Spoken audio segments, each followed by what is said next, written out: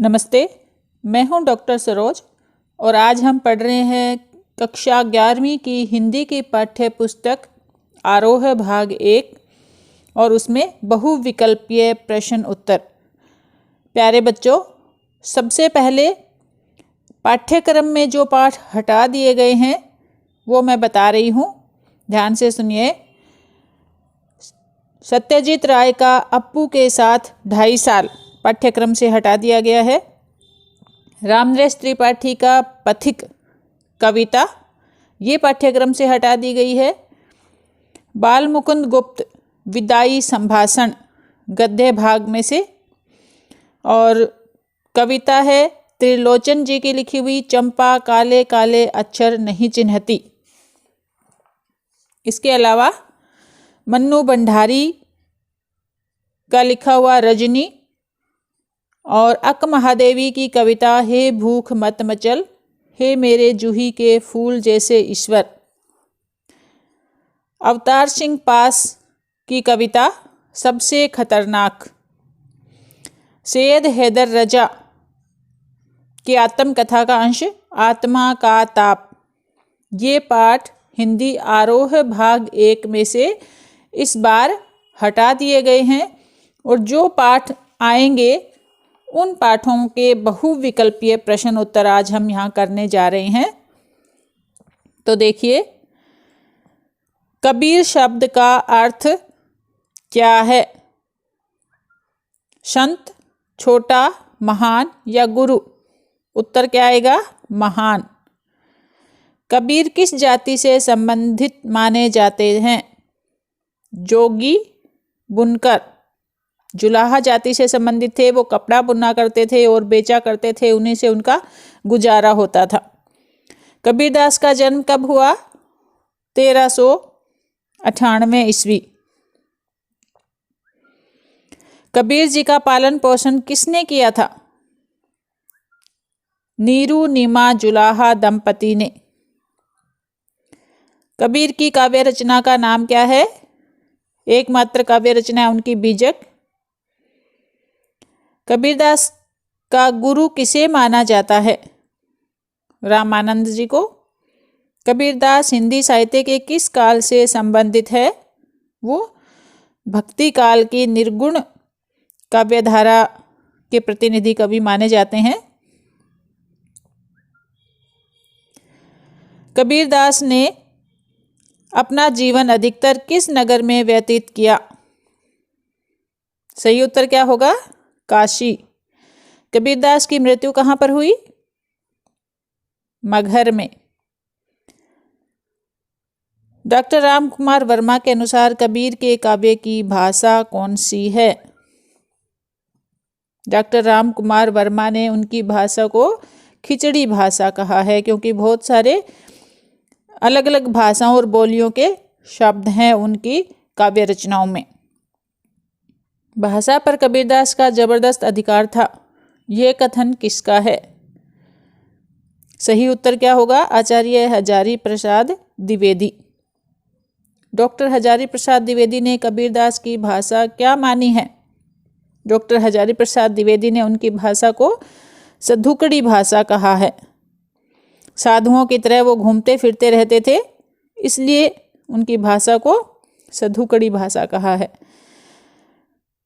आगे देखिए, कबीरदास द्वारा रचित बीजक के कितने भाग हैं? 2, 3, 4 या 5? सही उत्तर क्या आएगा? 3। साखी, शब्द और रमेनी। कबीरदास की भक्ति का मुख्य भाव क्या है? माधुर्य और दास्य भाव। कबीर वाणी में दोहों को क्या नाम दिया गया है? साखी। लाली मेरे लाल की जित देखूं तित लाल किस कवि की पंक्ति है? कबीरदास की। कबीरदास किस व्यवसाय से संबंधित थे? मतलब क्या काम करते थे कबीरदास? वो एक जुलाहा थे, कपड़ा बुनकर बेचा करते थे। परंपरा अनुसार कबीर की पत्नी का नाम क्या था? माई लोई। लोई था उनकी पत्नी का नाम, माई कहा करते थे उसे, इसलिए माई लोई। कबीर किस काव्य के प्रवर्तक थे? सही उत्तर रहेगा संत काव्य। श्याम सुंदर दास ने कबीर की किस रचना का संपादन किया? सही उत्तर कबीर ग्रंथावली। एक एक खाक गढ़े सब भांडे, एक एक कोहरा साना। यहाँ पर खाक का क्या मतलब है? मिट्टी। बहुत दिनन की ज्योति बाट तुम्हारी राम किस कवि की पंक्ति है? कबीरदास की। माली आवत देख करी कलियन करे पुकार, इस काव्य पंक्ति के कवि कौन हैं? कबीर की पंक्ति है ये। कबीर किस मुगल बादशाह के समकालीन माने जाते हैं? सिकंदर लोदी। जनश्रुति के अनुसार कबीर का निधन कब हुआ? 1518 ईस्वी में। भक्तमाल टीका के अनुसार कबीर ने कहाँ पर अपने प्राण त्यागे थे? मगहर में। आई न सको तुझ पे सकूं न तुझ बुलाए, यह काव्य पंक्ति किस कवि की है? कबीरदास की। मीरा किसकी भक्ति में विश्वास रखती थी? किसकी भक्ति करती थी मीरा? श्री कृष्ण की। मीरा का जन्म कहाँ हुआ था? हरियाणा में, गुजरात में, जोधपुर के कुड़की गांव में या जयपुर में? कुड़की में। जोधपुर के कुड़की गांव में उनका जन्म हुआ। मीरा का जन्म कब हुआ था? 1498 ईस्वी। मीरा के पिता का क्या नाम था? राव रतन सिंह राठौड़। मीरा के पति का नाम क्या था? भोजराज। किसके सिर पर मोर मुकुट सजा हुआ है? श्री कृष्ण के। मीरा को कुलनासी कौन कहता है? न्यात। न्यात का मतलब परिवार, उनका कुटुंब ही उन्हें कुलनासी कहता था। मीरा ने किसके पास बैठकर लोकलाज खोई? संतों के। मीरा किसे देखकर राजी हो जाती है? भक्त को देखकर राजी हुई। पंक्ति है। मीरा अपने पैरों में क्या बांध कर नाचती है? सही उत्तर होगा घुंघरू। मीरा के पास विष का प्याला किसने भेजा था? राणा ने। संतन ढिंग बैठी बैठी में कौन सा अलंकार आया है? बैठी बैठी। यहाँ पर है पुनरुक्ति प्रकाश अलंकार। मीरा स्वयं को किसकी दासी कहती है? सही उत्तर होगा श्री कृष्ण की। लोग मीरा को क्या कहते थे? कि मीरा तो बावरी हो गई है। मीरा अपने प्रभु को किस नाम से पुकारती है? वो गिरिधर नागर के नाम से मीरा भगवान को पुकारती है। पथिक कविता के कवि का नाम क्या है? राम नरेश त्रिपाठी।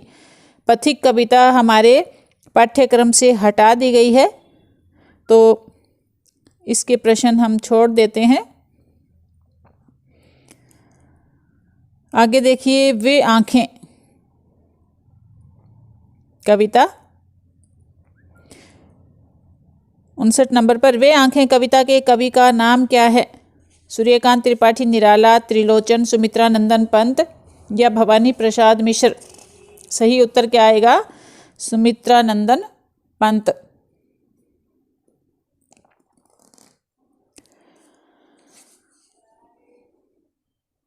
वे आंखें किस विधा की कविता है? प्रगतिवादी। वे आंखें कविता में किसकी दयनीय दशा का वर्णन है? किसान की दयनीय दशा का वर्णन किया गया है। दारुण दैन्य दुख का नीरव रोदन में कौन सा अलंकार है? अनुप्रास अलंकार है। दारुण दैन्य दुख, द वर्ण की आवृत्ति की वजह से यहाँ अनुप्रास अलंकार है। किसान की आंखों में कौन से खेत लहलहाते हैं? अपने खेत। कारकुनों का क्या अर्थ है? जमींदार के कारिंदे। कवि ने उजरी शब्द का प्रयोग किसके लिए किया है? उजरी, उसके पास एक गाय थी। उजरी का मतलब सफेद रंग की गाय। कुरक हुई बरघों की जोड़ी में बरघों का क्या अर्थ है? बैल थे उसके पास जो कि नीलाम हो गए थे। किसान की पत्नी का देहांत कैसे हुआ? बिना दवा के। किसान उसका इलाज नहीं करवा पाया। पंत जी का जन्म कब हुआ? सन 1900 ईस्वी में। पंत जी का देहांत कब हुआ? 1977 ईस्वी में। पंत जी के बचपन का क्या नाम था? गोसाई दत्त। पंत जी का जन्म कहाँ पर हुआ? कौसानी में। पंत जी भारत सरकार द्वारा किस पुरस्कार से सम्मानित हुए? पद्म भूषण। कारकुनों की लाठी से किसान का कौन मारा गया था? उसका पुत्र। किसने किसान का घर वार बिकवा दिया? सही उत्तर आएगा महाजन ने, क्योंकि किसान उनके कर्जे तले दबा हुआ था और उसने एक एक कौड़ी वसूल करने के लिए किसान का घर बार भी बिकवा दिया। पैर की जूती किसे कहा गया? जोरू को। जोरू होती है पत्नी। बिना देख रेख के किसका देहांत हो गया? किसान की बिटिया का। किसे याद करके किसान की छाती फटती है? अपने पुत्र को। पतोहू को किसने पकड़कर मंगवाया था? पतोहू का मतलब पुत्र वधू, बेटे की पत्नी। किसने पकड़कर मंगवाया था? कोतवाल ने। भवानी प्रसाद मिश्र का जन्म कब हुआ? सही है 1913। भवानी प्रसाद मिश्र का देहांत कब हुआ? 1985 ईस्वी में। घर की याद कविता के कवि का नाम क्या है? भवानी प्रसाद मिश्र। कवि ने घर की याद नामक कविता कहाँ लिखी थी? कारावास में। वो जेल में थे तब उन्होंने ये कविता लिखी थी। कवि ने किस ऋतु में घर को याद किया है? वर्षा ऋतु को। उस दिन बहुत बारिश हो रही थी, तब उन्हें अपने घर की याद आ रही थी और उन्होंने ये कविता लिखी थी। भवानी प्रसाद मिश्र ने कविता में अपने कितने भाई बताए हैं? 4 भाई 4 बहनें। कवि की कितनी बहनें हैं? 4। कवि के पिता के बोलने में किसकी गर्जना सुनाई देती है? सही उत्तर क्या होगा? बादल। कवि के पिता रोज कितने दंड लगाते हैं? 260। कसरत करते थे वो, दंड बैठक लगाते थे। कवि के पिता किसका नाम लेकर रो पड़े होंगे? 5वें पुत्र का। और 5वां पुत्र कौन था? भवानी प्रसाद मिश्र। कवि के पिता अपने किस पुत्र को सोने पर सुहागा कहा करते थे? अपने 5वें बेटे को, भवानी प्रसाद मिश्र को। जेल में कवि का वजन कितना है? वो कहते हैं वजन 70 सेर मेरा। सेर होता है किलो। जेल में कवि किस काम को करने में व्यस्त रहता है? काटने में, कि मैं चरखा काटता हूँ, ऐसा वो कहते हैं। जेल में कवि किससे दूर भागता है? आदमी से दूर भागता है।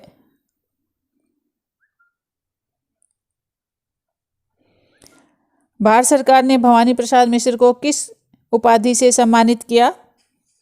पद्मश्री से। इनमें से कौन सी रचना भवानी प्रसाद मिश्र की नहीं है? चारों में से कौन सी नहीं है? कामायनी, गीतफरोज, सतपुड़ा के जंगल, सन्नाटा। कामायनी नहीं है क्योंकि ये जयशंकर प्रसाद की है। भाई ने कवि को क्या कहा है? भाई ने कवि को भुजा कहा है। बहन को कवि ने क्या कहा है? बहन क्या है? घर का प्यार है। भवानी प्रसाद मिश्र का जन्म किस गांव में हुआ? टिगरिया गांव में हुआ। भवानी प्रसाद मिश्र के किस आंदोलन में भाग लिया था? भवानी प्रसाद मिश्र ने स्वतंत्रता आंदोलन में भाग लिया था। घर की याद कविता में कवि ने किस भाषा का प्रयोग किया है? साहित्यिक खड़ी बोली। कवि त्रिलोचन का जन्म कब हुआ? त्रिलोचन जी का जन्म 1917 में हुआ।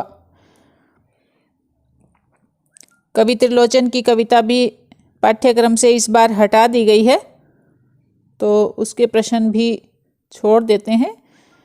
आगे देखिए।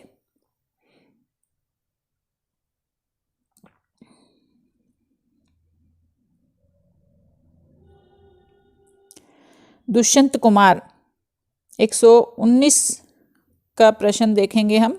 दुष्यंत कुमार का जन्म कब हुआ? 1933 ईस्वी में। कवि दुष्यंत कुमार द्वारा रचित गजल का क्या नाम है? साए में धूप। दुष्यंत कुमार का देहांत कब हुआ था? 1975 ईस्वी में। कवि ने अपनी गजल में किस वर्ग पर करारा व्यंग किया है?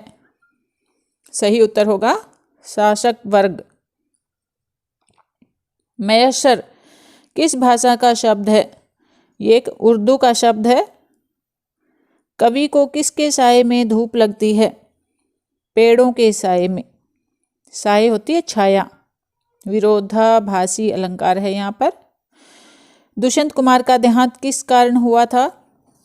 हृदय की गति रुक जाने से। वे मुतमईन है में मुतमईन का क्या अर्थ है? ये उर्दू का शब्द है, इसका मतलब है आश्वस्त होना। कवि किसे अपनी जबान सिल देने के लिए कहता है? शासक को। सुख न मिलने पर मनुष्य के लिए किसका सहारा ही पर्याप्त है? सही उत्तर होगा ख्वाब। ख्वाब मतलब सपने। वे मुतमईन है कि पत्थर पिघल नहीं सकता कथन में पत्थर शब्द का प्रयोग किसके लिए किया गया है? यहाँ पर शासक वर्ग के लिए किया गया है। दुष्यंत कुमार ने अपनी गजल के माध्यम से किस पर कटाक्ष किया है? राजनीतिक अर्थव्यवस्था पर। कवि के अनुसार वृक्षों को किस लिए लगाया गया है? धूप न लगे इसलिए लगाया गया है। हर एक घर के लिए क्या तय था? हर एक घर के लिए चिरागा तय था। चिरागा का मतलब दीपक। कवि समाज में परिवर्तन के लिए किसे आवश्यक मानता है? जनता की आवाज़ को वह आवश्यक मानता है। कवि कितने समय के लिए भाग जाना चाहता है? उम्र भर के लिए भाग जाना चाहता है। गुलमोहर में क्या विद्यमान है? गुलमोहर में प्रतीकात्मकता है। दुष्यंत कुमार ने कमीज न होने पर किससे पेट ढकने की बात कही है? पाँव से। बहर क्या है? इस कविता में एक शब्द आया है बहर। उसका मतलब क्या है? गजल के छंद। निराश व्यक्ति के लिए किसकी एक किरण ही काफ़ी है? आशा की। चंद्रमल्लिकार्जुन वास्तव में किसका नाम है? शिव का। ये कविता अक महादेवी की इस बार हमारे पाठ्यक्रम में नहीं है, तो इसके प्रश्न उत्तर यहाँ छोड़ देते हैं। आगे चलिए। कवि पास की जो कविता है ये भी इस बार हमारे पाठ्यक्रम में नहीं है, ये हटा दी गई है। सबसे खतरनाक कविता। तो इसके प्रश्न उत्तर भी हम नहीं करने हैं। हमें आगे वाली जो कविता है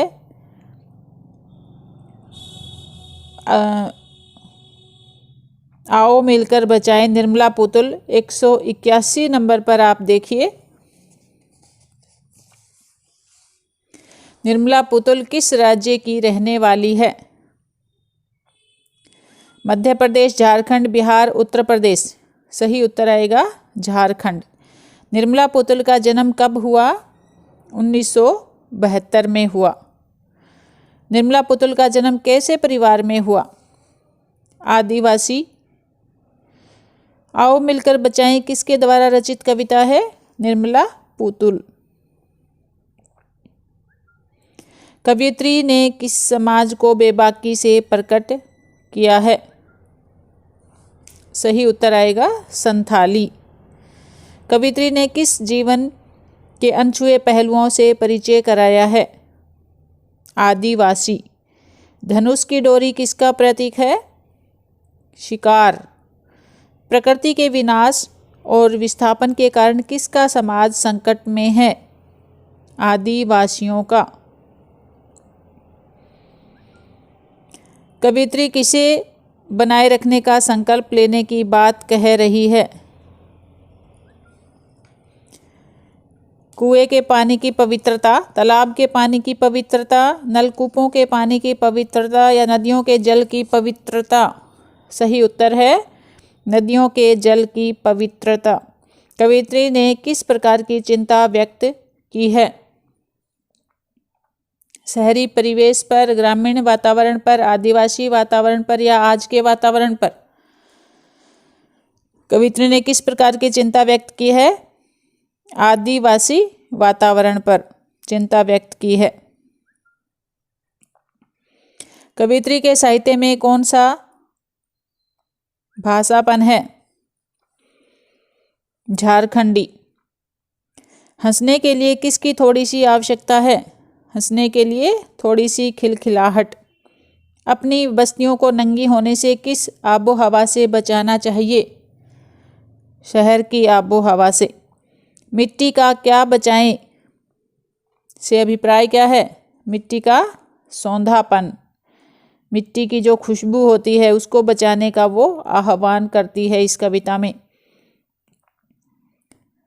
नाचने के लिए कैसे आंगन की रक्षा की आवश्यकता है? नाचने के लिए खुले आंगन की। यह दौर कैसा है? दौर होता है जमाना। कैसा जमाना बताया है कवयित्री ने? अविश्वास भरा। बूढ़ों के लिए क्या आवश्यक है? बूढ़ों के लिए पहाड़ों की शांति। इस दौर में भी हमारे पास बचाने के लिए क्या बचा है? बहुत थोड़ा, बहुत कुछ, सब कुछ या कुछ नहीं? बहुत कुछ बचा है। मान का क्या है? मान नहीं है, ये मन। मन का क्या है इस कविता में? मन का हरापन। कवयित्री के चाचा क्या हैं? कवयित्री के चाचा शिक्षक है, उसके पिता भी शिक्षक हैं, इसीलिए कवयित्री को पढ़ने का मौका मिला और वह आदिवासी परिवार की होते हुए भी उसने पढ़ाई की। तो बच्चों, ये थे हमारी हिंदी आरोह भाग 1 के पद्य भाग के प्रश्नोत्तर। धन्यवाद।